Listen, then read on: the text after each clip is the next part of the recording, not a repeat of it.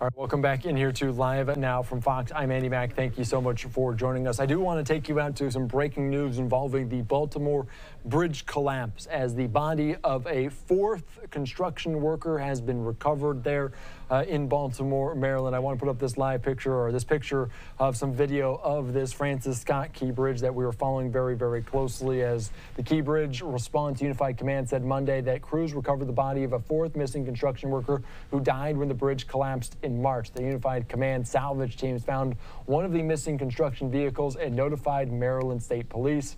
Troopers, the FBI, and Maryland Transportation Authority police responded and found the worker's body inside the car.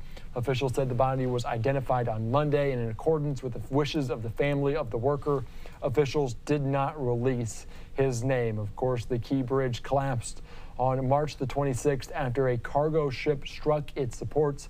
8 construction workers who were on the bridge at the time fell into the Patapsco River. 2 workers recovered. Their crews recovered 2 bodies the day after the collapse. Dive teams recovered a 3rd body on April the 5th, and new information coming in here on the 15th that a 4th body was recovered there of one of those missing construction workers, tragically killed early in the morning there when it collapsed back in March. All right, we're going to continue on here with this theme as we're learning also more information about a new investigation launched by the FBI, a criminal investigation into the Francis Scott Key Bridge collapse in Baltimore. The probe centers around the 895-foot container ship, looking at any violations at federal maritime law. For more on this, let's go out to Fox's Mike Emanuel with the latest.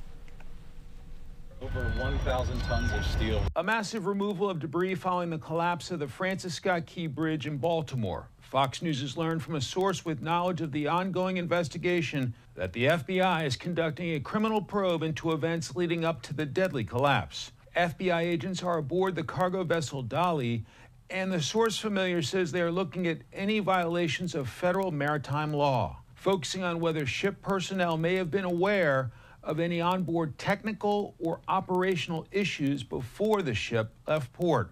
An FBI official says, quote, the FBI is present aboard the cargo ship Dolly, conducting court-authorized law enforcement activity, and we will have no further comment. There's investigation happening, as you just stated. I'm not going to get in, I'm not going to comment to that. I'm going to let that independent investigation move forward. As for reopening the waterway, it is a difficult job. It is highly specialized work.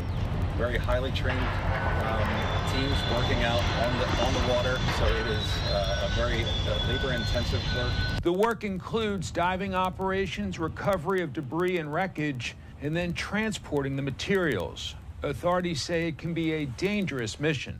We have over 300 responders working on this, and we've had no injuries to date. We intend to keep it that way. Maryland Governor Wes Moore has said it is realistic for full maritime operations to resume in the Port of Baltimore by the end of May. Replacing the bridge will take time and will be costly for taxpayers. Estimates are it could take at least 5 years to replace the bridge, costing more than $400 million, potentially much more if there are delays.